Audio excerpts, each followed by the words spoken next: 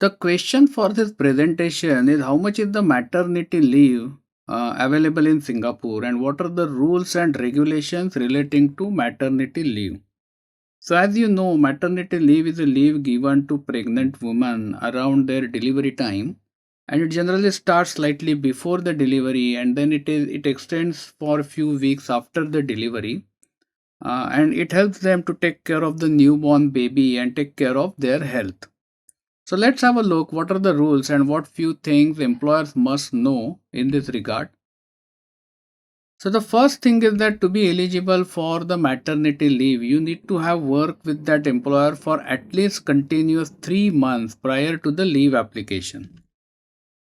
If the expected child is going to be a Singapore citizen, then you are entitled for 16 weeks of leave, out of which part is paid by the employer and part is paid by the government.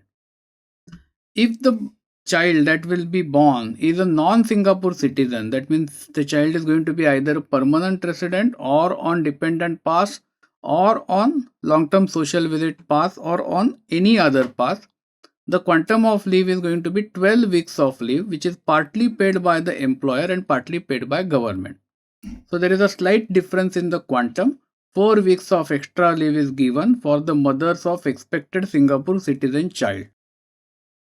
Now, how much part will be paid by the employer and how much part will be paid by the government actually depends upon the birth order of that child.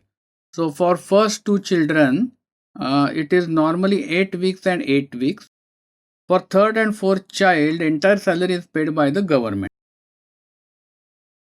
Now, when it can be taken? So, generally, the rule is that the leave starts 4 weeks before the expected delivery date, and it will run for 16 or 12 weeks continuously depending upon the citizenship of the child. So, in case of a non citizen child, after the birth, the lady will get 8 weeks of leave to take care of the child, and then she will have to resume the job. Now, it is also possible to take this leave flexibly, in the sense you can take the leave on a pre agreed days, provided it is approved by the employer. For example, if you have some support at home, for example, the mother or mother in law is there to take care of the child, then in that circumstances, the lady may decide to take 2 days off in a week and work for 3 days. And this way, instead of spreading it over 12 weeks, she might want to spread it over a 36-week period. So that is possible. Those calculations are available on Ministry of Manpower website. Now there are few things that you need to understand either as an employer or as an employee. As an employer, you are not allowed to dismiss the employee during the maternity leave. That is an offense. As an employer, you have to continue paying the salary during the maternity period. And as an employer, you cannot ask employee to join back to work in first 4 weeks after the delivery. And as an employee, you are not allowed to work with any other employer during the leave period.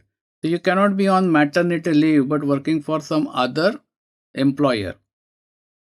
Now, some of the companies get worried about these obligations, and at the time of new joining, if the candidate is a lady, then they will take a declaration that they are not pregnant at the time of appointment, just to ensure that they are not running into a situation where they hire a pregnant lady as an employee and after joining within 2 or 3 months she goes on to maternity leave. So, in summary, the rules relating to maternity leave are clearly specified in the employment law in Singapore. Thank you for watching this video. This video was brought to you by Epica Consulting Singapore. Subscribe to our channel today to get notified when new videos are posted.